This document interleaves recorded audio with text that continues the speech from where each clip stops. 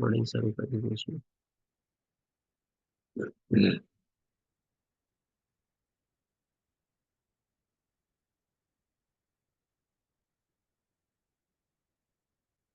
મંગલાચરણની શરૂ કરીએ.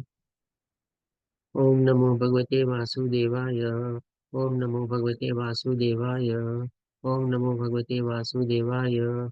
ओम अज्ञानतिमिरान्धस्य ज्ञानञ्जनशलाकया चक्षुरुन्मिलितं येन तस्मै श्रीगुरुवे नमः. श्रीचैतन्यमनोभीष्टं स्थापितं येन भूतले स्वयं रूपं कदा मह्यं ददाति स्वपदान्तिकं.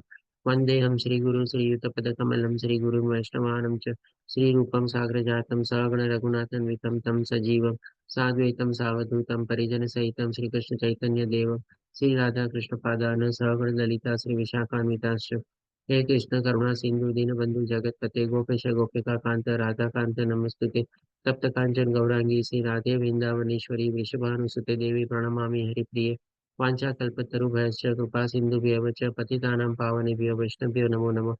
नमो विष्णुपादाय कृष्णपृष्ठाय भूतले श्रीमते भक्तिवेदान्त स्वामिनिति नामिने नमस्ते सरस्वती देवे गौरवाणी प्रचारिणे निर्विशेष शून्यवादी पाश्चात्यदेशतारिणे जय श्री कृष्ण चैतन्य प्रभु नित्यानंद श्री अद्वैत गदाधर श्रीवासादि गौर भक्तवृंद हरे कृष्ण कृष्ण कृष्ण हरे हरे हरे राम राम राम हरे हरे.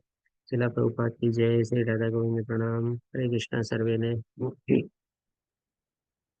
हरे कृष्ण प्रभुजी दंडवत प्रणाम.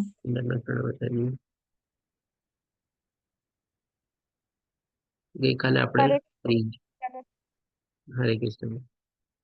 ગઈકાલે આપણે ત્રીજો અધ્યાય શરૂ કર્યો હતો. એના સંદર્ભમાં આપણે જાણ્યું હતું કે ત્રીજા અધ્યાયમાં ટોટલ 43 શ્લોક છે. 4 વિભાગમાં આપણે વિભાજિત કરેલો છે. એના સંદર્ભમાં આપણે 2 વિભાગ એટલે કે 1 થી 16 શ્લોક લીધેલા હતા અને બાકીના 27 શ્લોક એટલે કે 17 થી લઈને 43માં શ્લોક આપણે આજે કવર કરશું.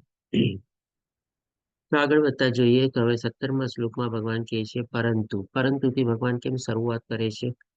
તો કે જેમ ગઈકાલે આપણે છેલ્લો શ્લોક જે 16મો શ્લોક લીધેલો એમાં ભગવાન શું બતાવે છે કે ભાઈ જે આવી રીતે શાસ્ત્રમાં નિર્દેશિત કરેલું યજ્ઞ ચક્રનું પાલન નથી કરતો એ નક્કી પાપમય જીવન જીવી રહ્યો છે અને કેવળ ખાલી પોતાની ઇન્દ્રિય તૃપ્તિ માટે જો જીવન જીવી રહ્યો છે તો એ નિરર્થક રીતે જીવન જીવી રહ્યો છે. એના જીવનનું કોઈ મૂલ્ય નથી અથવા તો એના જીવનનો કોઈ ઉદ્દેશ વગરનું પોતે જીવન જીવી રહ્યો છે, ખાલી પોતાની ઇન્દ્રિય તૃપ્તિ અને શરીર સુખ માટે જીવી રહ્યો છે. તો એટલા માટે અહીંયા ભગવાન એને પરંતુથી શરૂઆત કરે છે એટલે કે હવે સિક્કાની બીજી બાજુ બતાવે છે. એટલે કે માની લો જે લોકો આવી રીતે યજ્ઞ ચક્રનું પાલન કરતા હોય, ઇન્દ્રિયો પર સંયમ અથવા કાબુ મેળવવાનો પ્રયત્ન કરતા હોય, આધ્યાત્મ જ્ઞાનમાં પોતે સ્થિત થયેલો હોય તો એના વિશે ભગવાન અહીંયા વાતો કરે છે. એટલા માટે કહે છે પરંતુ જે મનુષ્ય આત્મામાં જ આનંદ પામે છે એટલે કે ભાઈ હંમેશા ભગવાનની સાથે જોડાયેલા રહેવામાં એને આનંદ આવે છે, એને ખુશી થાય છે, એને લાગે છે કે ના હું મારા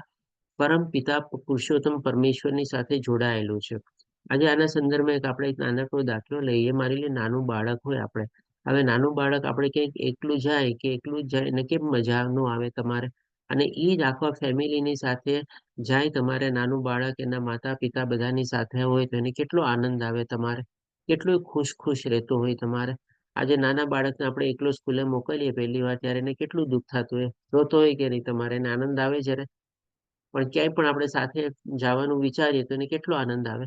તો એ જ વ્યક્તિ જ્યારે ભગવાનની સાથે જોડાયેલો હોય, ભગવાનને હંમેશા પોતાની સાથે રાખીને ચાલતો હોય અને એમાં જ એને આનંદ આવતો હોય, એ રીતે ભગવાન એ વર્ણવે છે કે જે મનુષ્ય આત્મામાં જ આનંદ પામે છે તથા જેનું જીવન આત્મ સાક્ષાત્કાર યુક્ત હોય છે એટલે કે ઓલરેડી એને ભગવાનને આત્મ સાક્ષાત્કાર એટલે કે ભગવાનને પામેલા જેવી એને અનુભૂતિ થાય છે કે ના પળે પળે ભગવાન મારી સાથે છે, હું ભગવાનની સાથે જોડાયેલો છું. એવી અનુભૂતિની સાથે પોતે બધી રીતે ચાલે છે, પોતાનું જીવન જીવે છે. તો ભગવાન કહે છે અને જે પોતાની અંદર સંપૂર્ણપણે સંતુષ્ટ રહે છે એટલે કે ભાઈ ભગવાન મળી ગયા હવે બીજું એનાથી વધારે શું જોવે. તો ભગવાન કહે છે તેના માટે કશું કર્તવ્ય રહેતું નથી. હવે આના સંદર્ભમાં આપણે એક દાખલો લઈએ જે પ્રમાણે આ પિક્ચરમાં આપેલો છે. માની લો આપણે સ્કૂલ કોલેજમાં ભણતા હોઈએ ત્યારે એના બધા જે કાયદા કાનૂન નિયમ બધા હોય આપણે પાલન કરવા પડે કે નહીં? રેગ્યુલર એટેન્ડન્સ આપવી પડે, રેગ્યુલર હોમવર્ક કરવું પડે, ટાઈમ પ્રમાણે નિયમ પ્રમાણે આપણે એક્ઝામ આપવી પડે, એક્ઝામ પાસ કરવી પડે તો આપણે હાયર સ્ટાન્ડર્ડમાં જઈએ ને. પણ હવે એક વાર માની લો આપણે સ્કૂલ અને કોલેજમાંથી ગ્રેજ્યુએશન કરીને આપણે બહાર નીકળી ગયા તો હવે સ્કૂલ કોલેજના નિયમ આપણને લાગુ પડે? ન લાગુ પડે ને જ્યારે. ના આપણે ડેઈલી સ્કૂલ કોલેજ જવું પડે, ના આપણે એટેન્ડન્સ કરવી પડે, ના હોમવર્ક કરવું પડે, ના એક્ઝામ આપવું પડે. એટલે કે એ ભગવાન અહીંયા કહેવા માંગે છે કે જ્યારે આપણે આ ભૌતિક દુનિયામાં આપણે આવેલા છીએ, શરીર દ્વારા આપણે ફસાયેલા છીએ, પણ જ્યારે આપણે એનાથી બહાર નીકળી જઈએ અથવા તો આપણે ભગવાનની સાથે સંપૂર્ણ રીતે જોડાઈ જઈએ, તો પછી આ દુનિયાદારીના કાયદા કાનૂન નિયમ આપણને કોઈ લાગુ પડતા નથી. અને એના માટે આપણે કશું કર્તવ્ય કરવાની રહેવાની જરૂર નથી, કોઈ કમ્પલસરી નથી, આપણે બાધ્ય નથી. એ ભગવાન હવે આગળ વધતા આપણને આગલા શ્લોકમાં બતાવે છે કે 18મા શ્લોકમાં કહે છે, આત્મ સાક્ષાત્કાર પામેલા મનુષ્યને નિયત કર્મો કરવાની ન તો જરૂર રહે છે અને ન તો કર્મ ન કરવાનું પણ કોઈ કારણ હોય છે. આજે આના સંદર્ભમાં આપણે દાખલો લઈએ, જેમ કે પહેલા જેમાં અર્જુનને ઘણા બધા પ્રશ્નો હતા. તો એ અર્જુનને બધા પ્રશ્નો ક્યાંથી ઉદ્ભવ્યા તમારે? કારણ કે ભગવાને એને માયામાં મૂકેલો હતો. હવે માયામાં જયારે હતો ત્યારે એને બધા પ્રશ્ન શું થયા? કરુણા, અરે ભાઈ આ તો મારા જ આપ્તજનો છે, પ્રિયજનો છે, મારા વડીલો છે, ગુરુજનો છે, એની સામે મારે લડવાનું? જેને મને નાનપણથી મોટો કર્યો, ખોડામાં રમાડ્યો, એની સામે મારે શસ્ત્ર ઉપાડવાના? આવી રીતે પોતે કરુણાગ્રસ્ત થયો. પછી બીજો એનો પ્રશ્ન શું થાય છે કે ભઈ મને કોઈ આનંદ નથી. હવે આ લોકોને બધાને મારીને હું ગાદીએ બેસું, એમાં મને શું આનંદ મળશે? એટલે તો કયો આનંદ જોતો હતો? તો કે ભૌતિક આનંદ ગોતતો તો તમારે અર્જુન તમારે. પછી પાપવૃત્તિ ક્યારે લાગે? જ્યારે આપણે જોઈએ કે ભાઈ આ શરીરને હું મૃત્યુ પામીશ અને એનાથી આપણે પાપવૃત્તિ આપણને લાગે. પણ આપણે એ જ્ઞાન પ્રાપ્ત કરેલું છે કે ભાઈ આ શરીરને રહેલો આત્માનો તો ક્યારેય નાશ થવાનો જ નથી. તો પછી શેની પાપવૃત્તિ આપણને? કૌટુંબિક પરંપરાઓ કેટલી પરમાનન્ટ હોય છે આપણને ખબર છે.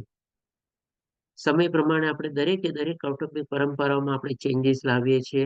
જરૂર લાગે તો આપણે એને હટાવી દઈએ છીએ, જરૂર લાગે ત્યારે આપણે એને પાછી લાવીએ છીએ. તમારે આ બધી કૌટુંબિક પરંપરાઓનું તથ્ય કેટલું, એની માન્યતા કેટલી અને કોણે પ્રસ્થાપિત કરેલી? આપણે જ કરેલી બધી. શેના માટે? તો કે આપણા જ માટે ને. તો આ બધા પ્રશ્નો ત્યારે જ ઉદ્ભવે ને જ્યારે આપણે માયામાં હોઈએ ત્યારે. પણ જો આપણે આધ્યાત્મિક જ્ઞાન અને આત્મજ્ઞાન કેળવેલું હોય, તો પછી આ બધી ચીજનો આપણને કોઈ પ્રશ્ન જ ન ઉદ્ભવે. એટલા માટે અહીંયા ભગવાન કહે છે કે એને કર્મ ન કરવાનું પણ કોઈ કારણ હોય છે. એટલે કે ભાઈ કર્મ કરવું એના માટે જરૂરી નથી અને ન કરવાનું પણ એને કોઈ કારણ જ નથી. માયામાં હોય તો આ બધા કારણ ઉદ્ભવે ને, જે પ્રમાણે અર્જુનને ઉદ્ભવ્યા. પણ માયામાં જ ન હોય તો પછી આ બધા કોઈ કારણ પણ ન ઉદ્ભવે ને આપણને. આના સંદર્ભમાં આપણે પણ જો તમે રોજિંદા લાઈફમાં પણ આપણો એક્ઝામ્પલ લેવો હોય, ઘણી વાર આપણે શું છે ઓફિસમાં ઓછું કામ હોય, ઘણી વાર આપણને ઓફિસમાં બહુ વધારે કામ હોય. ત્યારે આપણે જયારે ઓછું કામ હોય ત્યારે આપણે કોઈથી કમ્પ્લેન કરતા હોઈએ? ન કરતા હોઈએ. તમારે આપણને ઉલટાનું બહુ આમ કે ને કે આનંદિત થઈએ, ઓહો આજે તો ઓફિસમાં બહુ ઓછું કામ હતું, આરામથી દિવસ પસાર થઈ ગયો, ક્યાં ખબર જ ન પડી તમારે. પણ જયારે વધારે કામ આવે ત્યારે કેવી કમ્પ્લેન શરૂ થઈ ગયું, મારે એકલા જ કરવાનું, ઓલાના હાથમાં તો કઈ કામ નથી, એ કેમ નથી કરતો, હું શું કામે કરું, મને વધારે કામ કરી શું મળશે તમારે? આવા કેટલા બધા બહાના આપીએ છીએ. કારણ કે આપણને શું હોય છે, બાકી બધી જગ્યાએથી આપણે ભૌતિક આનંદ મેળવવા માટે આપણે વંચિત ન રહી જઈએ, એટલા માટે ઓફિસનું વધારેનું કામ આપણને ઝાટકા વાગતા હોય, તમારે પરાણે કરવું પડતું હોય તમારે. આપણે શું વિચારીએ, ભાઈ ઠીક છે ચાલો, બધા દિવસ સરખા નથી હોતા, આજે જરાક વધારે કામ છે, કરવાનું છે, કરી નાખવાનું બસ. તો એ પ્રમાણે જો આપણે વિચારીએ તો ન કરવાનું પણ આપણને કોઈ કારણ ન મળે. આમ જોવા જઈએ તો આપણે કંઈક ને કંઈક બીજી જગ્યાએ આનંદ મેળવવો હોય છે, એટલા માટે આ કામ ન કરવા માટે અથવા તો એને દૂર રાખવા માટે, હટાવવા માટે આપણે કંઈક ને કંઈક એક્સક્યુઝ ગોતતા હોઈએ છીએ. પણ જે પ્રમાણે આત્મ સાક્ષાત્કારમાં જો મનુષ્ય આવી રીતે સ્થિત થયેલો હોય, એટલે કે માયાથી પોતે અળગો થઈ ગયો હોય, અથવા તો ઘણી હદે એને માયાને ઓળંગી લીધેલી હોય, તેના માટે આવી રીતે નિયત કર્મ ન કરવાની કોઈ જરૂરત પણ નથી રહેતી અને ન કરવાનું પણ કોઈ કારણ હોતું નથી. અને હજી ભગવાન કહે છે કે વળી અન્ય જીવાત્મા પર નિર્ભર રહેવાની પણ તેની જરૂર રહેતી નથી. આપણે બીજા લોકો પર શું કામ ડિપેન્ડન્ટ હોઈએ છીએ તમારે? કે ભાઈ કાં તો મને કામમાં આવશે, કાં તો મને મદદ કરશે, કાં તો મારા કરતા વધારે એની પાસે કંઈક ઐશ્વર્ય છે, કાં તો મારા કરતા કંઈક વધારે જાણે છે તમારે. આજે નહીં તો કાલે ઈ મને કામમાં આવશે. એવી રીતે આપણે બધા કંઈક ને કંઈક આપણા સ્વાર્થ માટે ને એના માટે આપણે બીજા લોકો ઉપર આપણે કહી શકીએ કે નિર્ભર અથવા આપણને એની જરૂરિયાત હોય છે. પણ જો એકવાર આપણે પોતાની જાતને સંપૂર્ણ રીતે ભગવાનને સોંપી દીધી હોય, ભગવાનને જ આપણે સંપૂર્ણ સમર્પિત કરી દીધા હોય, શરણાગત થઈ ગયા હોય, અને જે થાય ભગવાન આપણા માટે બધું બરાબર જ કરે છે, તો પછી આવી રીતે બીજા લોકો ઉપર આપણે નિર્ભર રહેવાની જરૂર પડે? કે ના, મારો બુઢાપાનો સહારો એ બનશે, મારા બુઢાપાની લાકડી છે, મારું શરીર નહીં ચાલે ત્યારે કોણ મારું કરવા આવશે? આવા બધા પ્રશ્નો આપણને ક્યારે ઉદ્ભવે થાય છે તમારે? જ્યારે આપણને પોતાની જાત ઉપર ભરોસો નથી હોતો અને આપણને ભગવાન ઉપર ઓછો ભરોસો હોય છે, ત્યારે આપણને બીજા લોકો પર આપણને જે આવી બધી જરૂરિયાતોની આપણને આશા હોય છે ને. પણ જો આપણને આવી રીતે સંપૂર્ણપણે ભગવાન જ ઉપર ભરોસો થઈ જાય, ભગવાન જે કરશે બધું સારું જ કરશે અને ભગવાન જ મારા કલ્યાણ કરતા છે, આવી રીતે ભાવથી જો શરણાગતિ લીધી લે હોય તો પછી શું કામે કોઈના ઉપર આપણને જરૂર પડે? કોઈ આપણું કરે કે ન કરે, કોઈ ખ્યાલ રાખે કે ન કરે, બુઢાપાની લાકડી બને કે ન બને, આપણને શું જરૂર છે? ભગવાને જેમ રાખવું હશે એમ રાખશે બસ. એટલે કે આપણને પછી બીજા કોઈની ઉપર આપણે જીવવાની અથવા તો નિર્ભર થવાની જરૂર રહેતી જ નથી. આ બધો આપણો માયાનો પ્રભાવ છે, એટલા માટે આવા બધા આપણા અંદર પ્રશ્નો ઉભે છે. હવે પછી ભગવાન 19મા શ્લોકમાં આગળ એ બતાવે છે કે તેથી કર્મફળમાં આસક્ત થયા વગર મનુષ્ય પોતાનું કર્તવ્ય સમજીને નિરંતર કર્મ કરતા રહેવું જોઈએ. એટલે કે ભાઈ જ્યાં સુધી શરીર છે, જેટલું થાય છે, જેવી રીતે થાય છે, કઈ રે રાખો, કઈ રે રાખો, કઈ રે રાખો, બસ. અને ભગવાનમાં સ્થિત થઈ જાઓ બસ. જે છે ભગવાન જ કરાવે છે, બધું ભગવાન જેટલું થશે એ પ્રમાણે કરાવશે, જે પ્રમાણે ચાલે છે બધું બરાબર જ ચાલે છે, અને ભગવાન બધા આપણા કલ્યાણ કરતા જ છે. એવી જ ભાવથી આપણું કહે ને કે શરીર દ્વારા આપણે બધા કર્મ કરતું રહેવાનું છે આપણે, તો ભગવાન કહે છે કારણ કે અનાસક્ત રહીને કર્મ કરવાથી મનુષ્યને પરમેશ્વરની પ્રાપ્તિ થાય છે.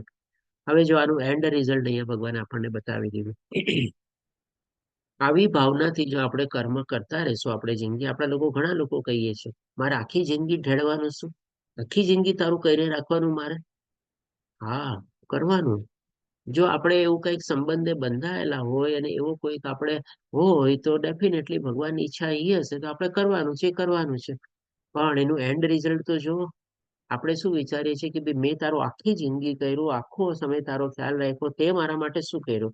એવો વળતો બદલો આપણે એના મનમાંથી ઈચ્છીએ છીએ, ધારીએ છીએ. એટલા જ માટે તો આપણા મનમાં આવા પ્રશ્નો ઉદ્ભવે છે ને કે હું શું કામ તારો આખી જિંદગી કરું? આખી જિંદગી મેં તારા ઢેડા કર્યા, આખી જિંદગી મેં તારા માટે આમ કર્યું, તે મને શું આપ્યું, તે મને શું કર્યું?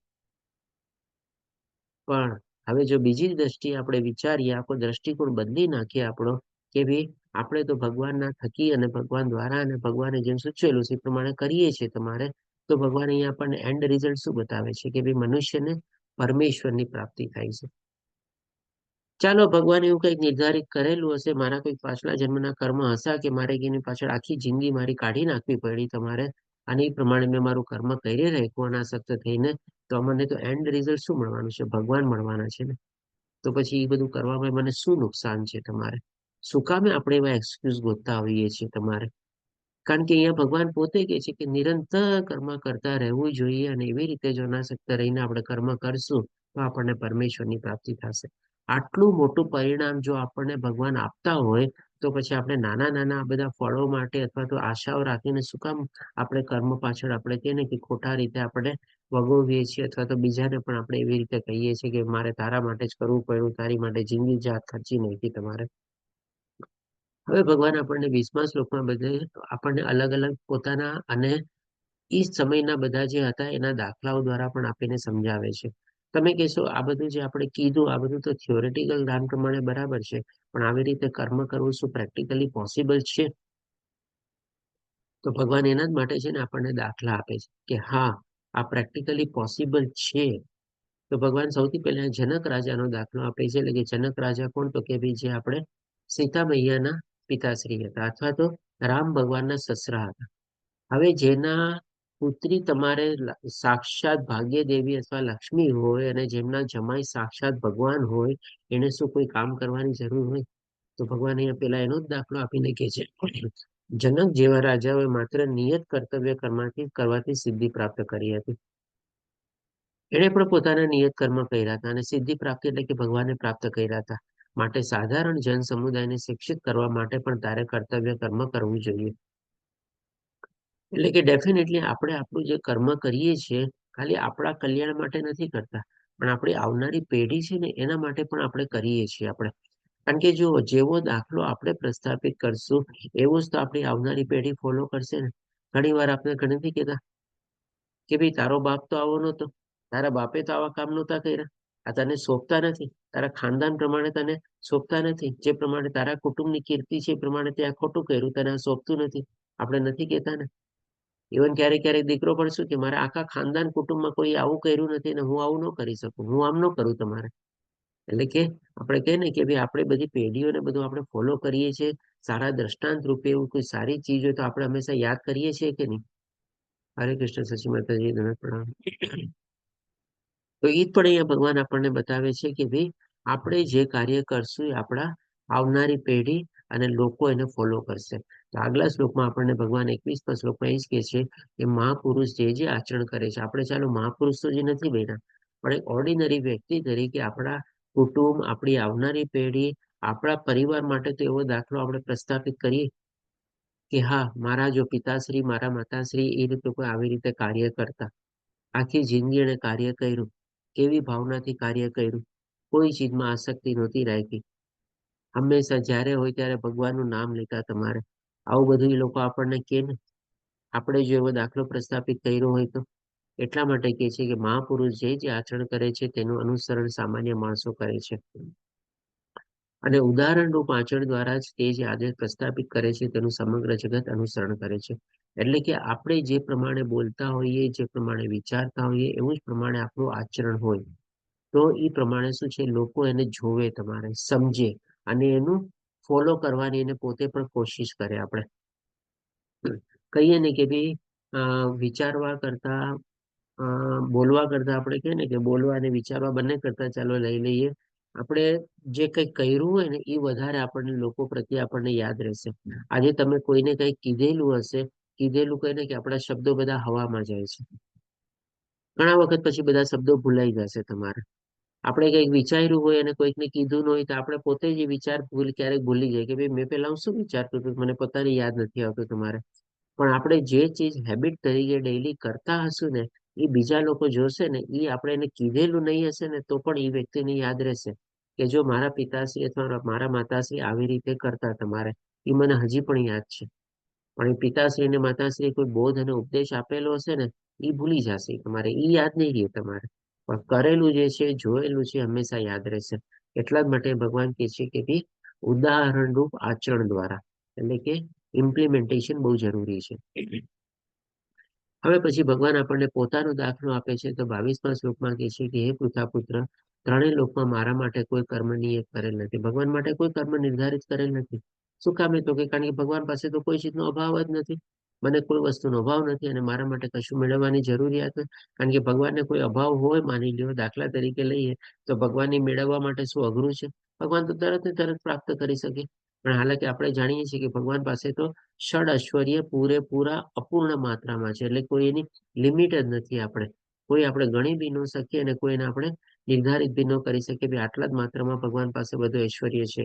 ભગવાન પાસે બધું છ ઐશ્વર્ય અપૂર્ણ માત્રામાં રહેલો છે. એટલા માટે ભગવાનને કોઈ ચીજનો અભાવ નથી અને ભગવાન માટે કોઈ ચીજ મેળવવાની જરૂરત પણ નથી. તેમ છતાં ભગવાન કહે છે કે હું નિયત કર્તવ્ય કરવામાં કાર્યરત રહું છું. એટલે કે આપણે જાણીએ છીએ કે ભગવાન જયારે અવતરિત થયા અને પ્રગટ થયા મનુષ્ય રૂપ ધારણ કરીને, ત્યારે ભગવાને પણ બાળપણથી લઈને જ્યાં સુધી પોતે અદ્રશ્ય થયા અથવા તો પોતાનું શરીર છોડીને પાછા વૈકુંઠ લોકમાં ગયા, ત્યાં સુધી બધા કાર્યો કરેલા હતા. બધા વર્ણો પ્રમાણે પણ એમણે કાર્ય કરેલા હતા. કહીને કે ભાઈ બ્રહ્મચારી તરીકે, એટલે કે બ્રહ્મચારી તરીકે એમણે સાંદીપની ઋષિમાં જઈને શિક્ષા પણ પ્રદાન કરી, જ્ઞાન પ્રદાન મેળવેલું હતું તમારે. અને પછી એમણે જયારે વિવાહિત થઈને પણ એમણે પોતાની પટરાણીઓને બધાની સાથે અલગ અલગ મહેલોમાં ને બધામાં રહેલા હતા અને બધું પોતાનું કે ને કે સાંસારિક જીવન પણ જીવી આપણને દેખાડેલું હતું. પછી આપણે કહી શકીએ કે ભાઈ વનપ્રસ્થ આવે તો એ પ્રમાણે પણ ભગવાને પણ એ પ્રમાણે એનું પાલન કરેલું હતું. અને આપણે કહીએ કે વર્ણાશ્રમના હિસાબે તો બ્રાહ્મણ તરીકે પણ ભગવાન પાસે બધા ગુણો અને બધું જ્ઞાન ધરાવતા હતા અને તેમ છતાં પણ પોતે બધું જ્ઞાન પ્રાપ્ત પણ કરેલું હતું. ક્ષત્રિય તરીકે પણ એમણે બધા અસુરોનો વધ કરેલો હતો. અને શુદ્ર તરીકે પણ આપણે કહી શકીએ કે ભાઈ જયારે યુધિષ્ઠિર મહારાજે યજ્ઞ આરંભેલો હતો ત્યારે બધાના પાતળ પણ ઉપાડેલા હતા. અને નાનપણમાં એને યશોદા માનાને નટખટતા રીતે બધા પજેવા પણ હતા. એટલે કે પછી પોતે જવાબદારીઓ પણ બધી ઉપાડેલી હતી. એટલે કે બધા ટાઈપના કાર્ય ભગવાન શ્રી કૃષ્ણ જયારે મનુષ્ય રૂપે અવતરિત અને પ્રગટ થયા ત્યારે બધા કરેલા હતા. એ જ ભગવાન અહીંયા કહે છે કે ભાઈ હું મારા નિયત કર્તવ્ય કરવામાં કાર્યરત રહું છું. હજી ભગવાન આપણને બતાવે છે કે જે પોતે આ પોતાના નિયત કર્તવ્ય કર્મ ન કર્યા હોત તો શું પરિણામ આવત. તો ભગવાન કહે છે કે જો હું નિયત કર્તવ્ય કર્મો સાવધાનીપૂર્વક ન કરું તો હે પાર્થ, બધા મનુષ્યો મારા માર્ગનું અનુસરણ કરશે. એટલે જેમ ભગવાને કીધું ને કે મહાપુરુષો જે પ્રકારનું આચરણ કરે છે, આવનારી પ્રજાને ફોલો કરે છે. તો ભગવાને પણ જો આવી રીતે જયારે અવતરિત અને પ્રગટ થયા, ત્યારે ભગવાને પણ પોતાના નિયત કર્મ ન કર્યા હોત તો બધા કહે ને, અરે ભગવાને નહોતું કર્યું તો મારે કરવાની શું જરૂર. હજી આગળ વધતા ભગવાન કહે છે કે ભાઈ પોતે આવી રીતે પોતાના નિયત કર્મ ન કર્યા તો એનું શું પરિણામ આવત. તો કે જો હું નિયત કર્મ ન કરું તો બધા લોકનો વિનાશ થઈ જાય. બધા લોક એટલે કે જે 14 લોક છે એ બધાનો વિનાશ થઈ જાય તમારે. અને ઈ થાત તો શું થાત તો કે ભાઈ ત્યારે હું અણવાંછિત સમુદાય અથવા તો વર્ણસંકર પ્રજા ઉત્પન્ન કરવાનું કારણ બનું. અને એ રીતે સર્વ જીવોની શાંતિ નષ્ટ કરનારો બનું. એટલે કે અહીંયા ભગવાન આપણને બતાવે છે કે જો ભગવાને પોતાના નિયત કર્તવ્ય કર્મ ન કર્યા હોત, ત્યારે પોતે મનુષ્ય રૂપ ધારણ કરીને અવતરિત અને પ્રગટ થયા હતા, ત્યારે બધા લોકનો વિનાશ થાત. એટલે કે 14 લોકનો વિનાશ થાત. અને અણવાંછિત પ્રજા એટલે કે ભાઈ જે આપણે અર્જુનનો પ્રશ્ન હતો ને પેલા અધ્યાયમાં, કે ભાઈ આપણી જો કૌટુંબિક પરંપરાઓ નાશ પામશે તો અણવાંછિત પ્રજા ઉત્પન્ન થશે.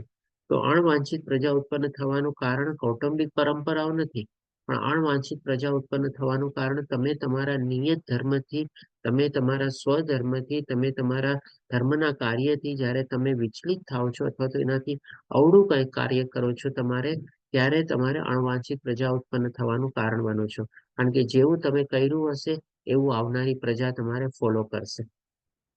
અને એ પ્રમાણે અણવાંછિત પ્રજા ઉત્પન્ન થઈ છે અને બધા લોકોની શાંતિ નષ્ટ થાય છે. હવે પછી ભગવાન આપણને આગળ વધતા બતાવે છે કે 25મા શ્લોકમાં કહે છે કે હે ભરતવંશી, જેવી રીતે અજ્ઞાની મનુષ્ય ફળ પ્રત્યે આસક્તિ રાખીને તેમના કર્તવ્ય કર્મો કરે છે. હવે અહીંયા અજ્ઞાની એટલે કોણ? તો કે ભાઈ જેને આધ્યાત્મિક જ્ઞાન નથી, અથવા તો જેને આત્મજ્ઞાન પ્રાપ્ત નથી કરેલું, ભગવાન વિશેનું જ્ઞાન પ્રાપ્ત કરેલું નથી, અને એને અજ્ઞાની કહેવામાં આવે છે. અને એ મનુષ્ય પણ તો જીવન જીવે છે તમારે, પણ એ કેવી રીતે જીવન જીવે છે? જેમ આપણે ગઈકાલે જોયું ને કે એક તો નક્કી ચોર ગણાય છે અને પાપમય જીવન જીવે છે. કારણ કે કેવળ ને કેવળ પોતાના માટે ભોજન બનાવે છે અને કેવળ પોતાની જ ઇન્દ્રિય તૃપ્તિ માટે સકામ કર્મોમાં ને એમાં પોતે પ્રવૃત્ત થયેલો હોય છે. તો ભગવાન કહે છે કે મનુષ્ય ફળ પ્રત્યે આસક્તિ રાખીને તેના કર્તવ્ય કર્મો કરે છે. જેમ ગઈકાલે તમને ખ્યાલ હોય તો આપણે ડિસ્કસ કરેલું હતું ને, ઘણા લોકો શું કે ભાઈ હું તો મારો સ્વધર્મ નિભાવું છું, હું તો મારું નિયત કર્મ કરું છું, હું તો કોઈનું ખરાબ વિચારતો નથી, કોઈના માટે કોઈ બુરું કરતો નથી, કોઈને નુકસાન પહોંચાડતો નથી, અને આ જ રીતે હું મારો કર્મ કરીને રાખું છું. ઘણા લોકો કર્મયોગને એ રીતે જ વિચારે છે કે બી પોતપોતાને, જેમ ભગવાને કીધું કે નિરંતર કર્મ કરીને રાખવાનું, તો આવી રીતે એ લોકો પણ નિરંતર કર્મ કરે છે. પણ કોના માટે?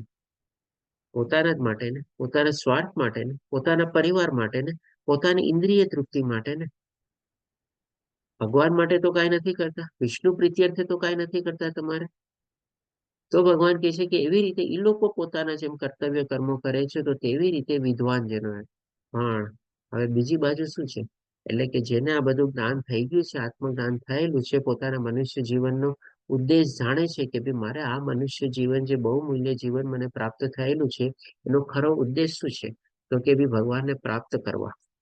અને એ કેવી રીતે પ્રાપ્ત કરવા એમાં પોતે પ્રવૃત્ત થાય છે, ભગવાનની શરણાગતિ પ્રાપ્ત કરીને ભગવાનની ભક્તિમાં પ્રવૃત્ત થાય છે.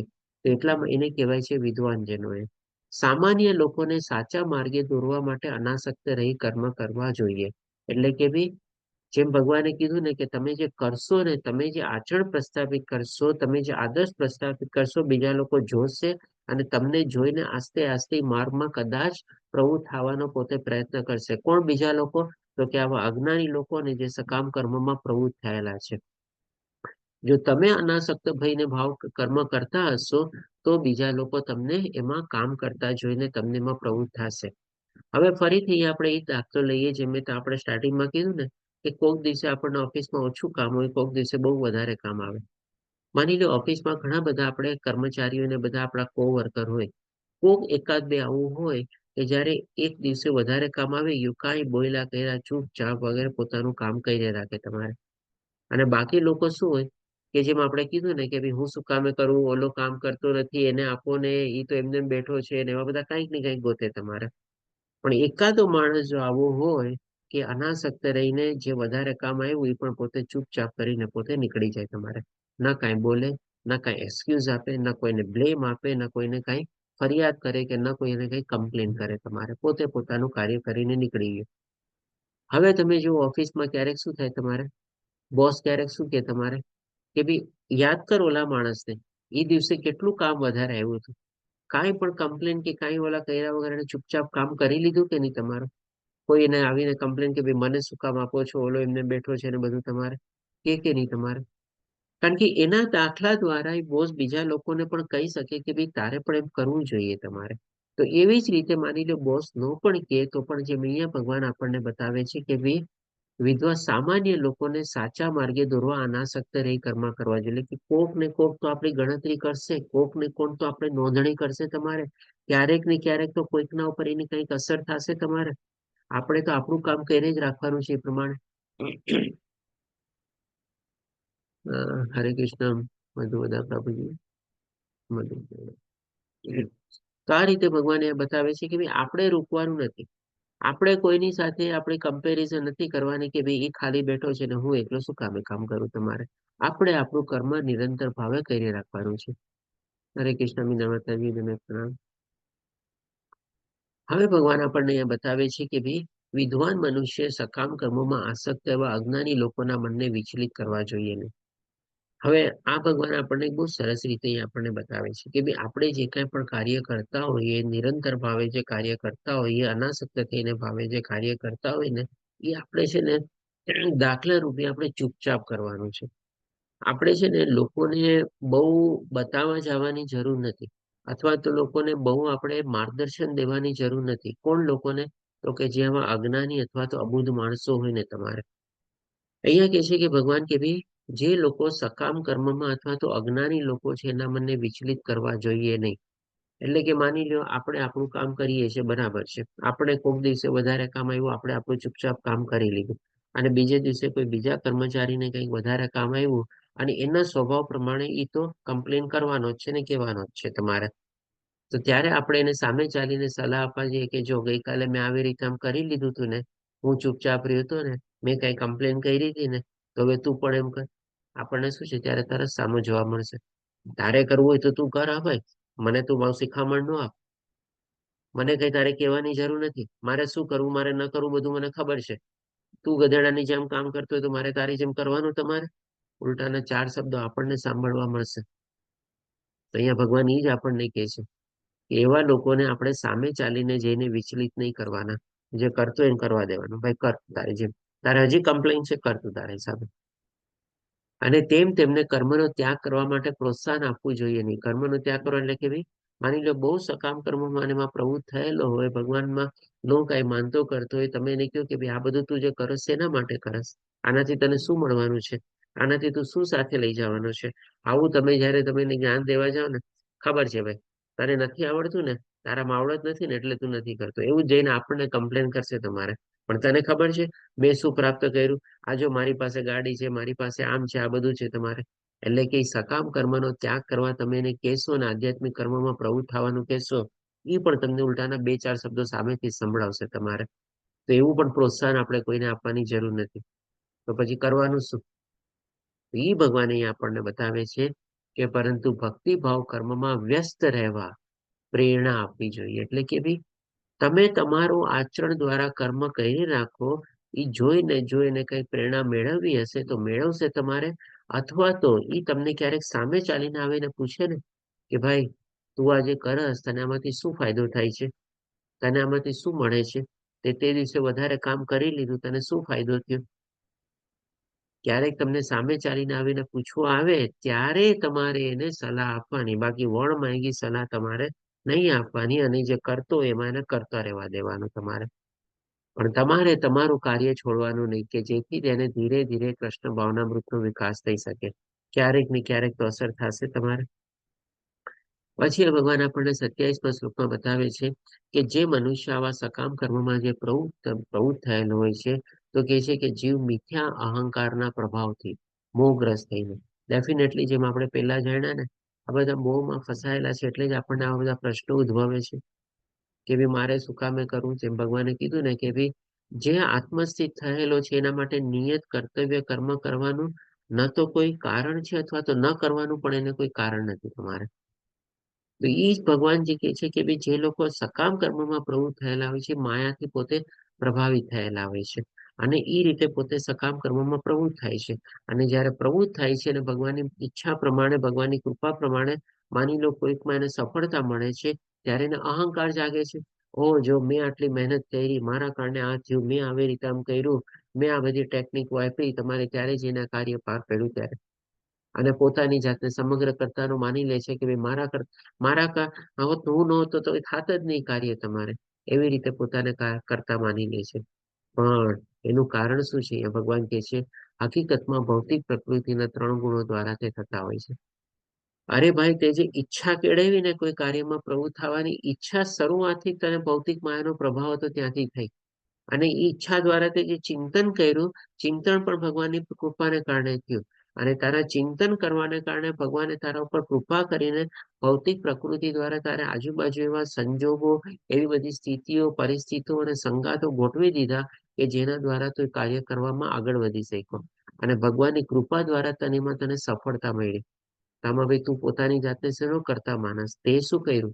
આ બધામાં તો ત્રિગુણી ભગવાનની માયાની શક્તિનો જ હાથ હતો ને. તો એ ભગવાન અહીંયા આપણને એનું કારણ બતાવે છે. પણ આ બધું સમજી લીધા પછી ભગવાન કહે છે કે 28મા શ્લોકમાં કે હે મહાભાવો, જે મનુષ્ય પરમ સત્યનું જ્ઞાન ધરાવે છે, એટલે કે જેને ભગવાન વિશે પૂર્ણ પુરુષોત્તમ પરમેશ્વર વિશેનું જ્ઞાન છે, આત્મજ્ઞાન છે, આધ્યાત્મ જ્ઞાન છે, તે ભક્તિમય કાર્ય અને સકામ કર્મ વચ્ચેના તફાવતને સારી રીતે જાણીને પોતાની જાતને ઇન્દ્રિય તૃપ્તિમાં વ્યસ્ત કરતો નથી. કદાચ આ શ્લોક તમને અત્યારે નહીં સમજાય, પણ જ્યારે તમે આવતીકાલે 4થો અધ્યાય શરૂ કરશો ને, ત્યારે 4થા અધ્યાયનો 18મો શ્લોક જોજો તમારે. એમાં ભગવાન શું કહે છે આપણને? જે અકર્મમાં કર્મ અને જે કર્મમાં અકર્મ જુએ છે, એ જ તમારે સર્વોચ્ચ અવસ્થા છે. આપણે ભગવદ્ ગીતામાં છે ને ઘણા બધા શ્લોક એવા છે ને કે એકબીજા અધ્યાયોમાં આવેલા છે. અને એકબીજાની સાથે તમે જ્યારે સાંકળના રૂપમાં બનાવશો ને ત્યારે ઘણી બધી ચીજો, ઘણા બધા પ્રશ્નો, ઘણા બધા ડાઉટ્સ છે ને ક્લિયર થઈ જશે તમારે. તો અહીંયા જે ભગવાન આપણને કહે છે ને કે ભક્તિમય કાર્ય એટલે કે શું ભાઈ? નિષ્કામ કર્મ, એમાં સાથે તમારે ભગવાનની ભક્તિ જોડવાની, એટલે કે થઈ ગયું ભક્તિમય કાર્ય. એટલે કે અકર્મમાં કર્મ અને કર્મમાં અકર્મ તમારે. અને એ બંનેને જ્યારે જોડો તમારે ત્યારે એકદમ સર્વોચ્ચ અવસ્થા થઈ ગઈ. ત્યારે સકામ કર્મમાં શું હોય છે? આપણે અકર્મ જે છે એ તમારે બાદ હોય છે. કેમ કે આપણે આવતીકાલે તમે જ્યારે 4થો અધ્યાય શરૂ કરો, કોણ લે છે આપણે રેગ્યુલર ક્લાસીસ તમારે?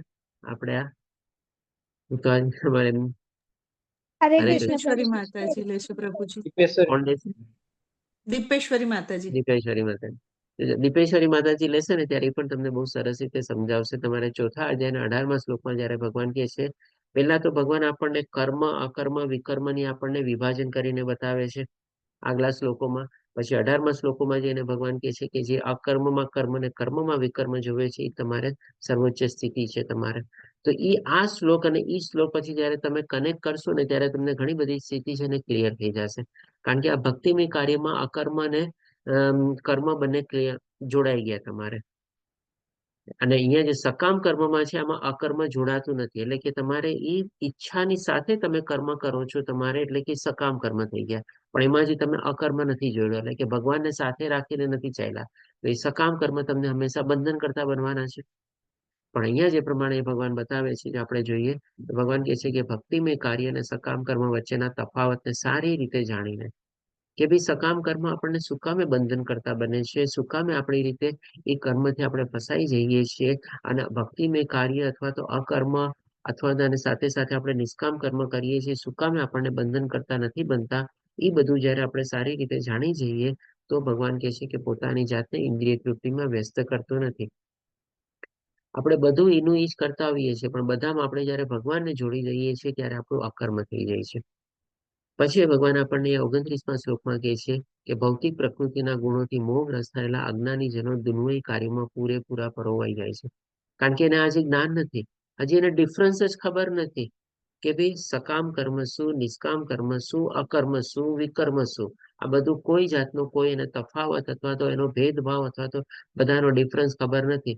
એને તો ખાલી એટલું ખબર છે કે ભાઈ ખાવો પીઓ ને મોજ કરો ને જેટલું હોય આપણી ઇન્દ્રિય તૃપ્તિને તૃપ્ત કરો અને બધા આપણા શોખ પૂરા કરો, બસ. અને એ શોખ પૂરા કરવા માટે પૈસા ભેગા કરો, કારણ કે કળિયુગમાં શું છે, પૈસા દ્વારા આપણા ઘણા બધા શોખ આપણે પૂરા કરી શકીએ છીએ. અને પૈસા મેળવવા માટે શું છે, ગધાડાની જે મજૂરી કરો. અને ગધેડાની જે મજૂરી કરવામાં ક્યાંક ને ક્યાંક બધા કર્મોમાં દોષ રહેલા હોય છે. એટલે કે કેવી રીતે આપણે તમોગુણમાં આપણે આગળ વધી જઈએ છીએ, પાપ કર્મોમાં પ્રવૃત્ત થઈએ જઈએ છીએ, ખેંચાતા જઈએ છીએ, તણાતા જઈએ છીએ, આપણને પોતાને ખબર પડતી નથી. અને બધાની શરૂઆત ક્યાંથી થઈ? તો કે ભાઈ મોજ કરો ને, માણો ને, સુખ મેળવો ને, બધું બસ. અને ક્યાં હદે આપણે જઈને પહોંચી ગયા આપણને પોતાને ખબર પડતી નથી આખી જિંદગીમાં. તો એ જ ભગવાન કહે છે, અજ્ઞાની જેનો દુર્મય કાર્યોમાં પૂરેપૂરો પરાવાઈ જાય છે અને તેમાં આસક્ત થાય છે. એટલે કે ભાઈ હવે તો એમાં પોતે વધારે ને વધારે ઇન્દ્રિય તૃપ્તિમાં પોતે પ્રવૃત્ત થાય છે, એના માટે બધામાં પોતે પ્રવૃત્ત થયેલો છે. અને તેમના કાર્યો તેમના જ્ઞાનના અભાવને કારણે, હવે એ લોકોને જ્ઞાન નથી એટલા માટે, એની ઉણપ છે તમારે એટલા માટે, ઉતરતી કક્ષાના છે. ઉતરતી કક્ષાના શું કામ ભગવાન અહીંયા કહે છે? કારણ કે એને મનુષ્ય જીવનનો કલ્યાણ ન કર્યું તમારે. મનુષ્ય જીવન જે આટલું બહુમૂલ્ય જીવન પ્રાપ્ત થયેલું છે, એનો ઉદ્દેશ જાણવાની કોશિશ ન કરી તમારે. સકામ કર્મોમાં પ્રવૃત્ત થઈ ગયો. અને ભગવાને કીધું છે સકામ કર્મો તો એને બંધન કરતા થવાના જ છે. અને એ બંધન કરતા કાર્યમાં પોતે કેવી રીતે તમોગુણમાં આગળ ને આગળ વધતો ગયો, ખોટા કાર્ય કરતો ગયો, એને ખબર પડી નહીં. એટલા માટે ભગવાન કહે છે કે આ બધા કાર્યો તો અલ્ટિમેટલી ઉતરતી કક્ષાના જ છે. એટલે કે હોઈ શકે અને મનુષ્ય યોની છોડીને બીજી કોઈ યોનીમાં, નીચલી યોનીમાં જવું પડે તમારે, કારણ કે બધા એના બંધન કરતા કર્મોનું એને ભોગવવું પડે તમારે. એટલા માટે ભગવાન કહે છે કે આ બધા કર્મો જે છે ના ઉતરતી કક્ષાના છે, લોઅર કેટેગરીના છે. અને તેમ છતાં જ્ઞાની મનુષ્ય તેમને તેમાંથી વિચલિત કરવો જોઈએ. આટલી એક્સ્ટ્રીમ પોઝિશન ખબર છે, જે વ્યક્તિને જ્ઞાન છે, તેમ છતાં પણ એની સામે જો કોઈ આવો વ્યક્તિ હોય, તમારે સકામ વૃત્તિ વાળો હોય, ઇન્દ્રિય તૃપ્તિ માટે જીવતો હોય, તો પણ ભગવાન કહે છે કે એને વિચલિત નહીં કરવાનો તમારે. કરવા દે ભાઈ, જે કરવું એ કરવા દે તારે ભાઈ એને. ન એને વિચલિત કરવાનો, ન એને જ્ઞાન આપવાનું, ન એને તમારે સીધા માર્ગે દોરવાની કોશિશ કરવાની. જ્યાં સુધી તમારી પાસે આવે નહીં, તમને પૂછે નહીં, પણ એનો મતલબ એમ નથી કે તમારે તમારું કરવાનું છોડી દેવાનું.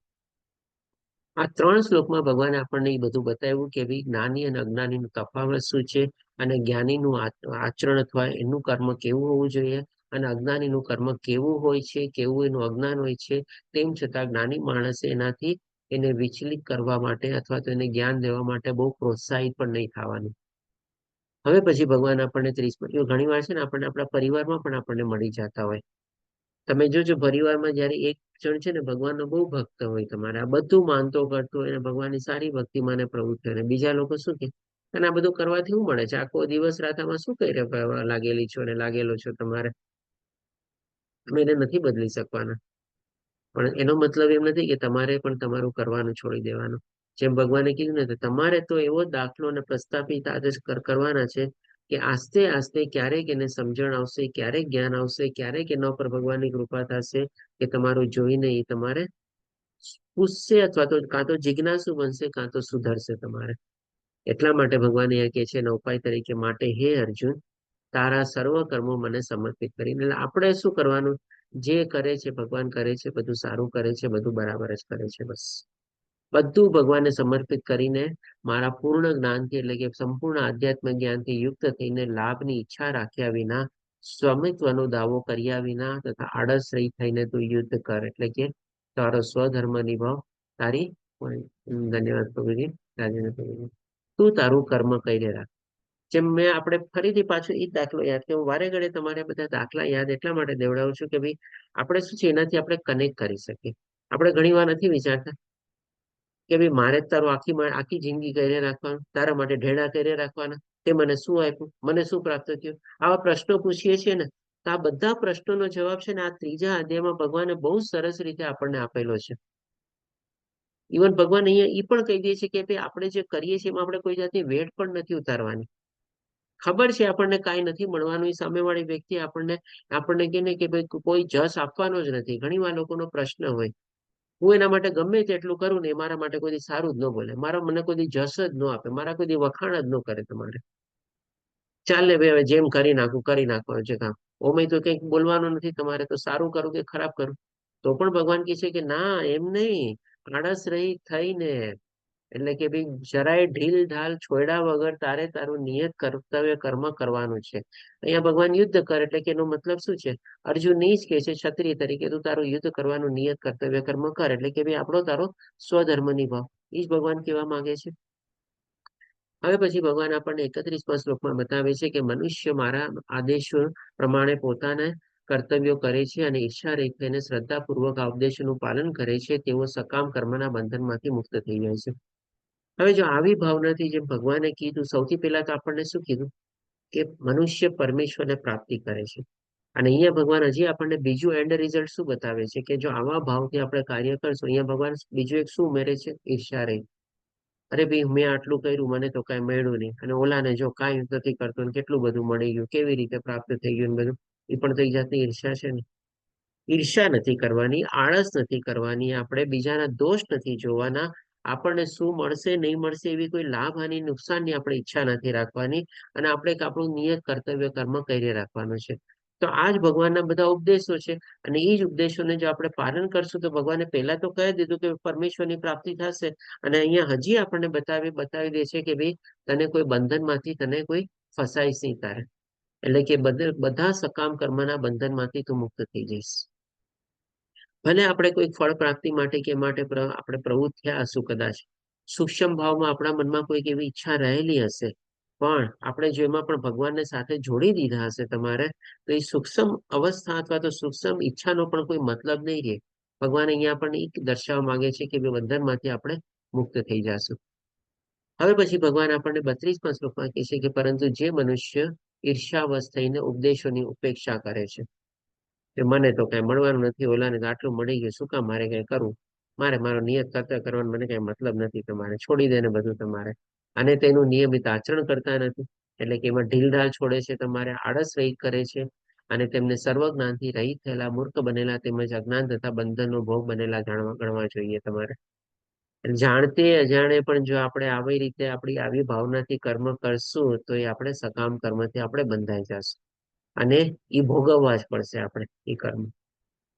એટલે આપણે ઘણી વાર કહીએ છીએ ને કે ભાઈ મેં તો કોઈનું કઈ બુરું કર્યું નથી, કેમ મારી સાથે જ આમ થાય છે, હું તો હંમેશા મારું પોતાનું કાર્યમાં પ્રવૃત્ત થયેલું છે. પણ ક્યાંયક આપણે ઉણપ રહી ગઈ હશે, ક્યાંયક આપણે ઢીલઢાલ છોડી દીધી હશે, ક્યાંયક આપણો સ્વાર્થ એમાં રહી ગયો હશે, ક્યાંયક આપણે ભગવાનને ભૂલી ગયા હશું, તો એ આપણને બંધન કરતા થઈ જશે. હવે પછી ભગવાન આપણને 33મા શ્લોકમાં કહે છે જ્ઞાની મનુષ્ય પણ પોતાની પ્રકૃતિ પ્રમાણે જ કાર્ય કરે છે.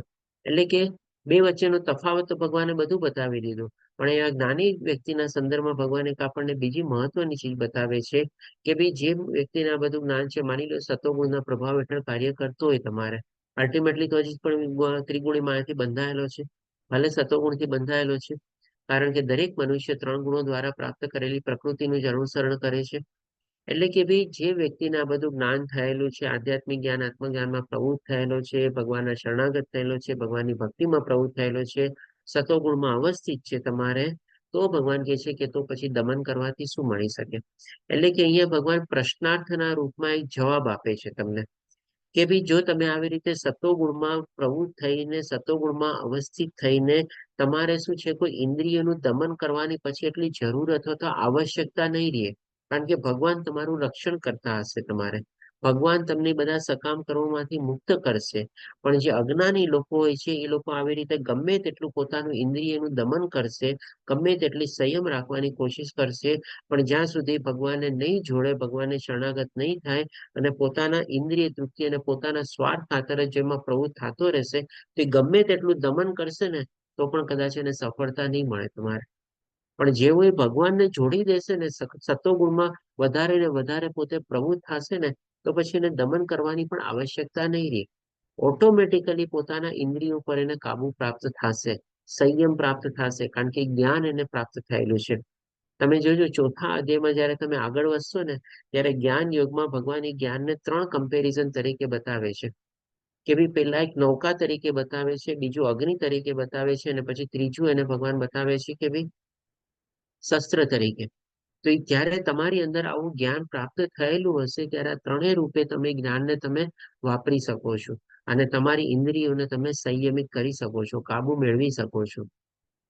પછી ભગવાન અહીંયા આપણને 34મા શ્લોકમાં કહે છે કે બધા જીવો દ્વારા ઇન્દ્રિયોના વિષયો પ્રત્યે આસક્તિ અને દ્વેષ અનુભવવામાં આવે છે. એટલે કે જ્યાં સુધી આપણે શરીર દ્વારા બંધાયેલા છે, એટલે કે બધા જીવો છીએ, ત્યાં સુધી આપણને ઇન્દ્રિયો પ્રત્યે આસક્તિ અને બધો રાગ, દ્વેષ અને ઈર્ષ્યા બધું આપણા મનમાં જાગે છે.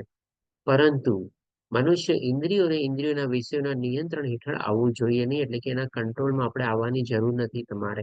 કારણ કે તે આત્મ સાક્ષાત્કાર માર્ગમાં સૌથી મોટો અવરોધક અથવા તો બાધાકારક છે.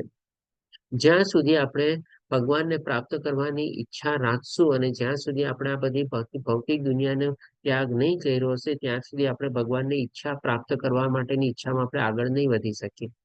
એક આપણે કહી શકીએ કે બેઝિક કન્ડિશન છે કે ભૌતિક દુનિયામાંથી આપણે બધામાંથી અનાસક્તિ કેળવવી જરૂરી છે જ તમારે.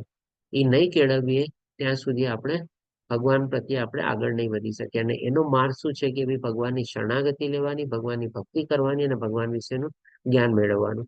તો ઓટોમેટિકલી ભગવાન આપણને સતોગુણમાં વધારે ને વધારે પ્રસ્થાપિત કરશે અને આપણે આત્મ સાક્ષાત્કારના માર્ગમાં આપણે આગળ વધી શકશું. હવે પછી ભગવાન આપણને કહે છે 35મા શ્લોકમાં, પોતાના નિયત કર્તવ્ય દોષયુક્ત હોય તો પણ પૂરા કરવા એ બીજા મનુષ્યના સારી રીતે કરેલા કર્તવ્ય કર્મો કરતા વધુ શ્રેષ્ઠ કરશે.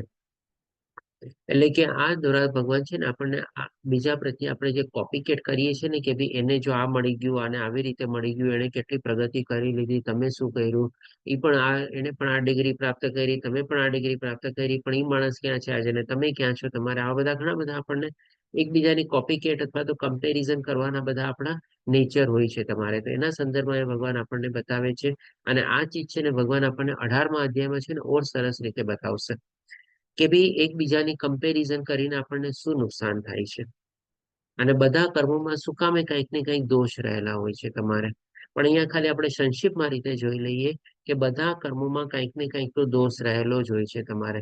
એટલા જ માટે તો આ ભૌતિક દુનિયાને આપણે દ્વંદ કહીએ છીએ. આમાં બધા સારું, ખરાબ, ઊંચું, નીચું, લાભ, ગેરલાભ, હાનિ, નુકસાન બધું રહેવાનું ને રહેવાનું છે તમારે.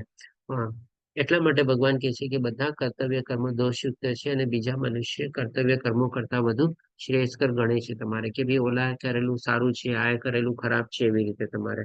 પણ પોતાના કર્તવ્ય કર્મ કરવામાં મરણ થાય તો પણ તે અન્યના કર્તવ્ય કર્મ કરવામાં પ્રવૃત્ત થવા કરતા વધારે સારું છે. એટલે કે ભાઈ આપણે આપણો સ્વધર્મ નિભાવતા આપણને જે કાંઈ પણ નુકસાન થાય એનાથી આપણે ડરવાનું નથી તમારે.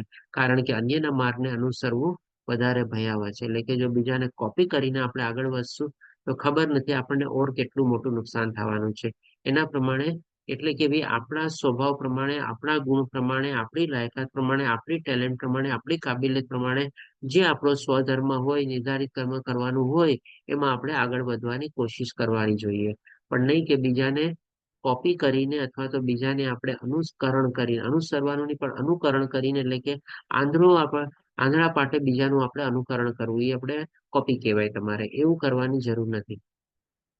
પછી હવે અર્જુનનો પ્રશ્ન આવે છે અહીંયા. તો 36મા શ્લોકમાં અર્જુન પ્રશ્ન પૂછે છે કે અર્જુને કહ્યું, હે વૃષણવંશી, જાણે કે બળજબરીથી તેમાં પરવાયો હોય તેમ મનુષ્ય ઈચ્છતો ન હોવા છતાં પાપ કર્મમાં સાથી પ્રેરાય છે.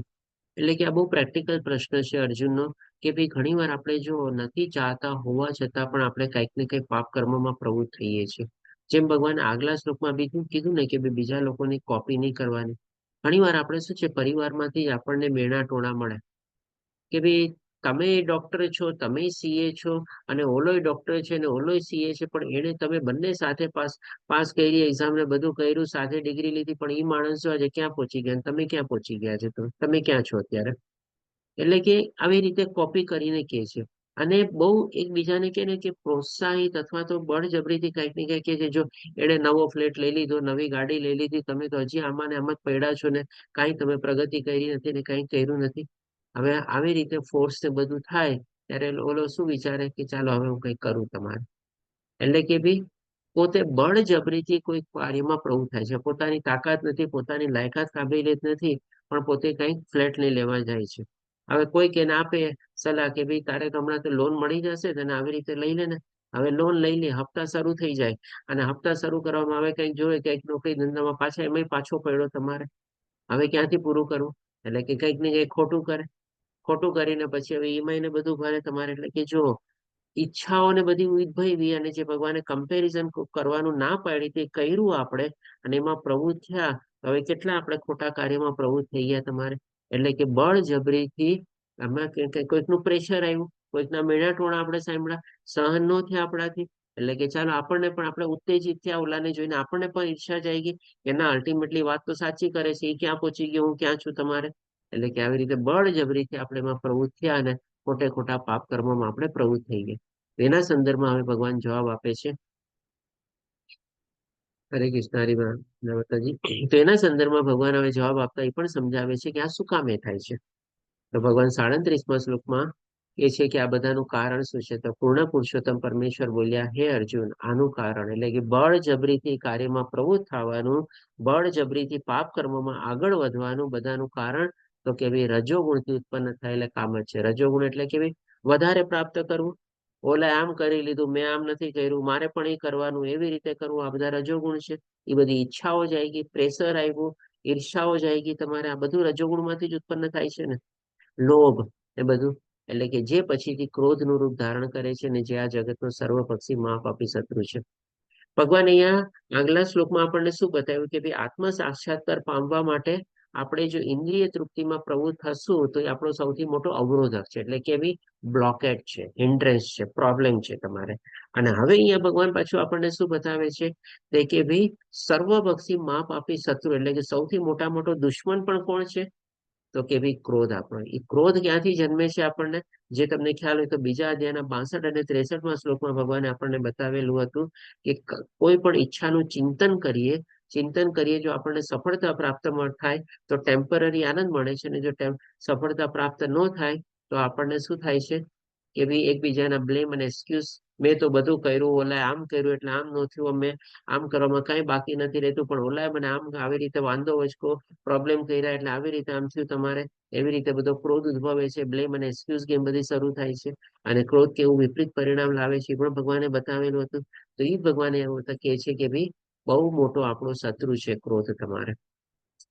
હવે પછી ભગવાન આપણને આગળના શ્લોકમાં બતાવે છે 38મા શ્લોકમાં કે ભાઈ આ કેવી રીતે અને કેટલા માત્રામાં બધામાં હોય છે તમારે. પેલો તો રજોગુણ દ્વારા કામ અને બીજો ક્રોધ તમારે. તો કે ભગવાન કહે છે કે જેવી રીતે અગ્નિ ધુમાડાથી દર્પણ ધૂળથી અને ભ્રૂણ ગર્ભાશયથી આવૃત રહે છે તેવી રીતે જીવાત્મા કામ વડે એટલે કે ભાઈ રજોગુણી કામ વડે વિભિન્ન માત્રામાં આવૃત રહેલે છે. એટલે કે ભાઈ કામ અથવા તો ક્રોધ ક્યાંથી ઉદ્ભવે છે એનું કારણ બતાવ્યું અને 3 કમ્પેરિઝન આપીને એની ભગવાન કેટેગરી અથવા તો ભગવાન લેવલ બતાવે છે આપણને કે કેટલી માત્રામાં કઈ કેટેગરીમાં કયા લેવલમાં બધામાં આવૃત થયેલું હોય છે જીવાત્મા પ્રત્યે. એને ભગવાન 3 કેટેગરીના સંદર્ભમાં જેમ કે આપણે પેલા કે છે આપણે અહીંયાથી શરૂ કરીએ જેમ ભ્રૂણ ગર્ભાશયથી વાળું કીધું ને ત્યાંથી. તો આ એક બાળક હોય ગર્ભાશયમાં હોય ત્યારે આ કેવી સંકુચિત અવસ્થામાં એમાં જ એને આસ્તે આસ્તે મોટું થવું પડે, વિકસિત થવું પડે. તો આ અવસ્થા કોની છે તો કે વૃક્ષની છે. વૃક્ષે એક જ જગ્યાએ રહીને પોતે પોતાની જાતને વિકસિત કરવું પડે તમારે. અને આ અવસ્થા કોની છે તમારે તો કે ભાઈ પશુની અવસ્થા છે. હવે દર્પણની જે ભગવાન કમ્પેરિઝન આપે છે એટલે કે અરીસોમાં હોય, અરીસોમાં કામ શું છે તો ભાઈ એમાં આપણે પોતાનું પ્રતિબિંબ જોવાનું. પણ જો એ જ અરીસામાં ધૂળ લાગેલી હોય તો આપણે એમાં આપણું પ્રતિબિંબ જોઈ શકીએ તમારે? ન જોઈ શકીએ ને તમારે. તો આ જે છે પ્રાણીઓની અવસ્થા છે કે ભાઈ પ્રાણીઓને એના પોતાના આખા જીવનમાં પોતાનું પ્રતિબિંબ જોવાનો કોઈ અવસર જ પ્રાપ્ત નથી થતો, અથવા તો આધ્યાત્મિક જ્ઞાન મેળવવાનો એને કોઈ અવસર જ પ્રાપ્ત થતો નથી. કારણ કે એનું આખું જે દર્પણ અથવા તો જે અરીસો છે ધૂળથી ઢંકાયેલું છે તમારે. એટલે કે એની ચેતના એ આ બધું જ્ઞાન પ્રાપ્ત કરી શકતી જ નથી તમારે. અને જે ત્રીજી કેટેગરી જે છે આ જે ભગવાન આપણે કમ્પેરિઝન આપીને બતાવે છે આ મનુષ્યની છે. તો અગ્નિ અને ધુમાડાની કમ્પેરિઝન આપે છે. ભગવાન કહે છે કે ભાઈ દરેક આપણે જો ક્યાંય પણ પેલા આપણને અગ્નિ લાગે ને પેલા આપણને ધુમાડો દેખાય. આજે માનીને આપણા ઘરે હોય સામેવાળા મકાનમાં કે બારીમાંથી આપણે ક્યાંક ધુવાડો આવતો હોય આપણે શું કહીએ કે ક્યાંક બળતું લાગે છે. એટલા જ માટે તો કહેવાય છે where there is smoke there is fire તમારે. કારણ કે ધુમાડાની આપણને સ્મેલ આવે અને ધુમાડો દેખાય એટલે આપણે કહીએ કે ભાઈ ક્યાંક અગ્નિ લાગે છે. એટલે કે ભાઈ દરેક અગ્નિ પેલા ધુમાડાથી આવૃત થયેલી હોય છે. પણ એની અંદર જયારે અગ્નિ વધારે પ્રચંડ થાય છે, વધારે અપ્રજ્વલિત થાય છે ત્યારે એ ધુમાડાને તેને કેવી પાર કરીને પોતે આગળ વધે છે. એટલે પછી અગ્નિ આપણને દેખાય છે. હવે એ જ નાની અગ્નિ છે આપણે બારીમાંથી પેલા ધુમાડા રૂપી જોતા હોય માની લો અગ્નિ વધી ગઈ તો ધુમાડો પછી ન દેખાય, પછી આપણને અગ્નિ દેખાય તમારે. તો આ મનુષ્યની અવસ્થા છે. એટલે કે ભાઈ આપણી પણ ચેતના અત્યારે માની લો ભૌતિક ગુણોથી બધી આવૃત થયેલી છે, કવર થયેલી છે. પણ જેમ જેમ આપણી અંદર આપણે જ્ઞાનની અગ્નિને પ્રજ્વલિત કરશું, પ્રચંડિત કરશું, તમારે એ બધું જે ધુવાણો ને બધું જે છે દૂર થશે. તો અહીંયા 3 કેટેગરીને જેમ ભગવાન કહે છે ને કે વિભિન્ન માત્રામાં, એટલે કે માત્રા એટલે કે લેવલ અથવા તો કેટેગરી. કેવી કેટેગરીમાં માણસની ચેતના જે છે એ કેવી રીતે આવૃત થઈ જાય છે એ ભગવાને આપણને બતાવે છે. અને શેનાથી આવૃત થાય છે? તો કે ભાઈ રજોગુણી કામથી. અને એ રજોગુણ ક્યારે તમોગુણમાં કન્વર્ટ થઈ જાય છે આપણને પણ ખબર પડતી નથી. અને ક્યારે એમાં ખેંચાતા જઈએ છીએ અને પાપ કર્મમાં પ્રવૃત્ત થતા જઈએ છીએ, આપણે પણ ભૂલી જઈએ છીએ. એ જ અર્જુનનો પ્રશ્ન હતો જે ભગવાને આ 37 અને 38 શ્લોકમાં આપણને બતાવ્યો. હવે ભગવાન આપણને એ જ કહે છે કે એ રીતે જ્ઞાની જીવાત્માની શુદ્ધ ચેતના કામરૂપી સનાતન શત્રુ દ્વારા ઢંકાઈ જાય છે, જે આપણે 3 કમ્પેરિઝન દ્વારા સમજ્યા. અને આ કામ કદાપી સંતુષ્ટ થતો નથી તથા અગ્નિની જેમ બળતો પડે છે. એટલે કે ભાઈ આ જે આપણી અંદર જે કામની અગ્નિ, જો માની લો આપણે જ્ઞાનની અગ્નિ પ્રગટાવીએ તો સારું, પણ જો આપણે કામની જ અગ્નિને ઓર પ્રજ્વલિત કરતા રહીએ, એટલે કે આપણે ઇન્દ્રિય તૃપ્તિ આપણે પૂરી કરતા જઈએ તમારે, તો ઈ અગ્નિ ક્યારેય એટલે કે ભાઈ આપણે ઢંકાવાની નથી, અથવા તો ઈ અગ્નિ ક્યારે આપણે બુઝાવવાની નથી. કારણ કે કોઈ પણ અગ્નિમાં ઘાસ, ઘાસલેટ, તેલ કે પેટ્રોલ તમે કંઈક નાખો તો અગ્નિ તો ઓર ભડકે બળે ને તમારે. આપણે જો ઇન્દ્રિય તૃપ્તિ કરીને ઈ અગ્નિને આપણે શાંત કરવાની કોશિશ કરશું, એ શાંત નહીં થાય, ઓર ભડકે બળશે. પણ એની બદલે જો આપણે જ્ઞાનની પ્રચંડ અગ્નિ પ્રગટાવશું તમારે, તો કદાચ આપણને ફાયદો થાય. હિરલ માતાજી એટેન્ડન્સ લિંક મૂકી દીધી છે, તો બધાને વિનંતી એટેન્ડન્સ ભરી દે. હવે પછી ભગવાન આપણને 40મા શ્લોકમાં બતાવે છે કે ભાઈ આ બધા કામ આપણા નિવાસ સ્થાન ક્યાં છે, કઈ જગ્યાએ રહે છે, એના ઠેકાણા ક્યાં છે? તો કે ભાઈ ઇન્દ્રિયો, મન તથા બુદ્ધિ એ કામના નિવાસ સ્થાનો છે. રજોગુણ અથવા તમોગુણ જે કાંઈ પણ તમે કહો. અને તેમના દ્વારા કામ જીવાત્માના વાસ્તવિક જ્ઞાનને ઢાંકી દે છે અને તેને મોહિત કરે છે. એટલે કે જે પ્રમાણે અલગ અલગ 3 લેવલ બતાવ્યા ભગવાને આપણને, આ સકામ કર્મ અથવા તો સકામ ઈચ્છાઓ બધી આપણને આપણી આત્માને, જીવાત્માને એના પ્રમાણે ઢાંકી દે છે. અને બધી ક્યાંથી આપણને આવે છે? તો કે ભાઈ આપણા ઇન્દ્રિયો, મન અને બુદ્ધિ, આ બધા એના નિવાસ સ્થાન છે, અથવા તો બધા દ્વાર છે, ત્યાંથી અંદર ઘૂસે છે અને આપણે એનું ચિંતન કરીએ છીએ. એટલા માટે ભગવાન હવે 41મા શ્લોકમાં કહે છે કે ભાઈ આને રોકવી કેવી રીતે? તો કે ભાઈ માટે હે ભરતવંશીઓમાં શ્રેષ્ઠ અર્જુન, શરૂઆતમાં જ ઇન્દ્રિયનું નિયમન કરીને પાપના મહાન પ્રતિક કામનું દમન કર, અને તથા જ્ઞાન તથા આત્મ સાક્ષાત્કારના વિનાશ કરતાનો વધ કર. તો કેવી રીતે અહીંયા ભગવાન એનો ઉપાય બતાવે છે કે ભાઈ શરૂઆતમાં જ, એટલે કે ભાઈ જ્યારથી આપણને જ્ઞાન મળ્યું ત્યારથી, એટલે કે ભાઈ જાગ્યા ત્યારથી સવાર આપણે. અને બીજું રીતે આપણે કહી શકીએ કે શરૂઆતનો મિનિંગ એટલે કે ભાઈ આપણા આચરણ દ્વારા આપણી પેઢીઓમાં આપણે એ રીતે ઇન્દ્રિયો પર સંયમ અને કાબુ મેળવવાનું આપણે એને શીખવાડી શકીએ. દાખલા તરીકે લઈએ કે માની લો આપણો બાળક આવીને આપણને કહે કે પપ્પા મને આ નવો મોબાઈલ જોવે છે તમારે. હવે આપણે પોતે દર વર્ષે નવો મોબાઈલ ચેન્જ કરતા હોઈએ, તો આપણો બાળક આવીને માંગવાનો જ છે આપણી પાસે. પણ આપણે જ એક આપણા જે કામ ચાલતું હોય ને ગમે તેટલા નવા મોબાઈલ આવ્યા કે ગમે તેટલા કોઈ આપણને સલાહ આપીને ગયા કે તારા સ્ટેટસ પ્રમાણે તને નવો મોબાઈલ લેવો જોઈએ, તને આ શોભતો નથી અને કાઢી નાખ, કામ કર. પણ આપણે શું કે મારા કામ પ્રમાણે ચાલે છે. તો એ આપણો બાળક આપણને આવીને કહેવાનો છે કે ભાઈ મારા મિત્રે જો નવો મોબાઈલ લીધો ને તમે પણ મને નવો મોબાઈલ લઈ દો. એ આપણું આચરણ જોશે પેલા કે ભાઈ મારા પિતા તો એક જૂના મોબાઈલ થી છેલ્લા 5 વર્ષથી ચલાવે છે, તો હું અત્યારે કઈ હિસાબે મારા પિતા પાસે જાઉં અને કહું કે ભાઈ મને તમે નવો મોબાઈલ આપો? એટલે કે શરૂઆતનું મિનિંગ આ રીતે પણ આપણે લઈ શકીએ છીએ. એ જ રીતે આપણે અને આપણે આવનારી પેઢીઓ કારણે આવા દાખલાઓ પ્રસ્થાપિત કરીને આપણે એને શીખવાડી શકીએ કે જેના દ્વારા આપણે ઇન્દ્રિયનું આપણે નિયમન કરી શકીએ, કંટ્રોલમાં રાખી શકીએ, નિયંત્રણમાં રાખી શકીએ, એને રેગ્યુલરાઇઝ કરી શકીએ આપણે. અને આને કેવી રીતે કરવું એના સંદર્ભમાં પણ હવે ભગવાન આપણને બતાવે છે કે ભાઈ કર્મેન્દ્રિયો જળ પદાર્થ કરતા ચડિયાતી છે. આ બધું કર્મેન્દ્રિયો એટલે કે ભાઈ આપણા જે જળ પદાર્થ આપણને દેખાય છે, આ ભૌતિક ચીજ વસ્તુઓ છે, બધી જળ છે. તમારે કોઈ પણ ચીજ વસ્તુ તમે લઈ લો, બધી જળ જ છે. તમારે મોબાઈલ લ્યો કે આ લ્યો કે ગાડી લ્યો કે ઘર લ્યો, બધું જળ છે તમારે. અને આપણે એને કર્મેન્દ્રિયો પણ આપણે પ્રાપ્ત કરવાની કોશિશ કરીએ છીએ. તો આપણી કર્મેન્દ્રિયો ડેફિનેટલી એના કરતા તો પાવરફુલ છે જ આપણે. એટલા માટે ભગવાન કહે છે કે કર્મેન્દ્રિયો જળ પદાર્થ કરતા ચડિયાતી છે. પણ આપણી કર્મેન્દ્રિયો કરતા વધારે પાવરફુલ શું છે? તો કે ભાઈ આપણું મન ઇન્દ્રિયો કરતા ઉચ્ચતર છે. એટલે આપણી જ્ઞાનેન્દ્રિયો જે છે એ એના કરતા પણ ચડિયાતી છે અને જ્ઞાનેન્દ્રિયો કરતા પણ ચડિયાતું આપણું મન છે તમારે. કારણ કે બધા ઇન્દ્રિયોના છેટા 10 ઇન્દ્રિયો છે, 5 જ્ઞાનેન્દ્રિયો, 5 કર્મેન્દ્રિયો, બધાના છેડા ક્યાં જાય છે તો કે મન સાથે. આજે તમને કોઈક આવીને સંભળાવી જાય કે ભાઈ તમારે આ મોબાઈલ બદલવો જોઈએ, હવે તમે કહો ને કે હા ચિંતન કરો, વાત તો એની બરાબર છે, મારે તો કરવું જોઈએ. ઘરમાં પત્ની કે ભાઈ ઈ સીએ થયા ને તમે સીએ થયા, તમે શું કાઢ્યું, તમે ઈ ક્યાંનો ક્યાં છે, તમે એના ઉપર ચિંતન કરો. એટલે બધું ના છેડા ક્યાં મળે તો કે મન ઉપર મળે તમારે. કર્મેન્દ્રિય કયો કે જ્ઞાનેન્દ્રિય, એટલા માટે મનને પાવરફુલ કહેવામાં આવેલું છે. અને મન કરતા પણ બધું વધારે પાવરફુલ શું તો કે ભાઈ બુદ્ધિ. એટલે કે ભાઈ મન તો કે છે કે ભાઈ ચાલો હવે મારે મોબાઈલ બદલવો જોઈએ, પણ હવે મારી બુદ્ધિ શું કે છે, શું ફાયદો મને, મારે મોબાઈલ જરૂરી છે હમણાં, નથી જરૂરી. આવી રીતે મનને કેળવ્યું આપણે બુદ્ધિ દ્વારા. તો એટલા માટે ભગવાન કહે છે કે બુદ્ધિ જે છે મનથી વધારે ઉચ્ચતર છે. અને અંતે આપણી અંદર રહેલો આત્મા જે છે એ સૌથી વધારે શ્રેષ્ઠતર છે.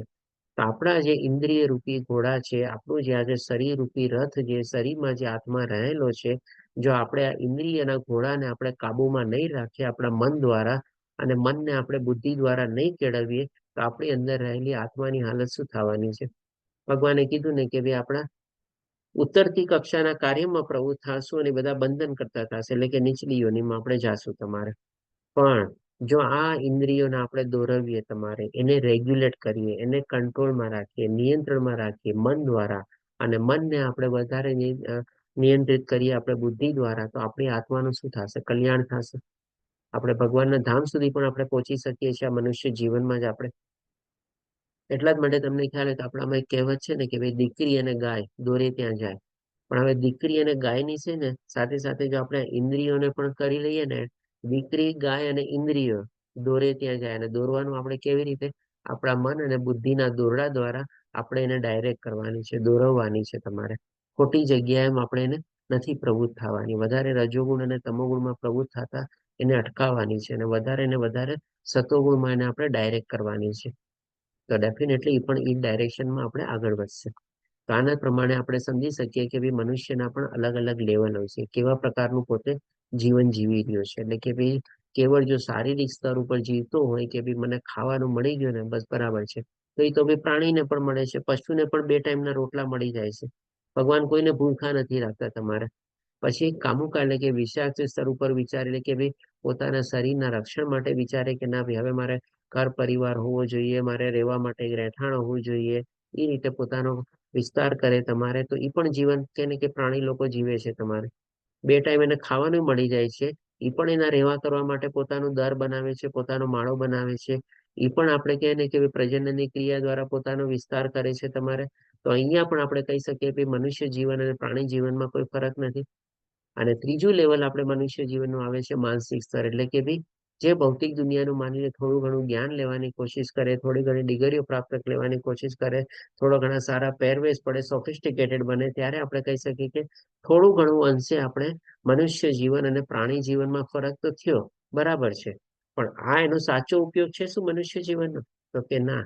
તો કે હજી સુધી જ્યાં સુધી તમારા ભૌતિક સ્તર ઉપર એટલે કે વિજ્ઞાનમય જીવનનું જીવન જીવે, એટલે કે ભાઈ હું આ મનુષ્ય જીવન ક્યાંથી આવ્યો છું, મારો સોર્સ શું છે, હું એની સાથે કેવી રીતે જોડાયેલો છું, મારે અહીંયા આવીને શું કરવાનું છે, એ પ્રાપ્ત કરવા માટે મારે કેવી રીતે આગળ વધવું જોઈએ.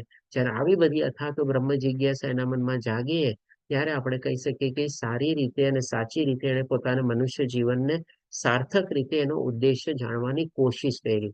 અને આટલું પણ પર્યાપ્ત નથી. અને આ રીતે જાણ્યા પછી જ્યારે પોતે એમાં આગળ વધે, એટલે કે આધ્યાત્મિક સ્તર ઉપર પહોંચે, એટલે કે એ જ્ઞાન પ્રાપ્ત કરીને પોતાની અંદર સંયમની અગ્નિ પ્રગટાવે, પોતાના આ શરીરને નૌકાના રૂપની પોતે ભવસાગરને પાર કરવામાં આગળ વધે, અને એ જ આધ્યાત્મિક જ્ઞાનને શસ્ત્ર રૂપે એટલે કે જે કાંઈ પણ અવરોધો આવે એને કાપીને જ્યારે આગળ વધે, ત્યારે આપણે એનો સાચી રીતે એનો પોતાનો જીવનનો સાર્થક રીતે ઉપયોગ કર્યો કહેવાય.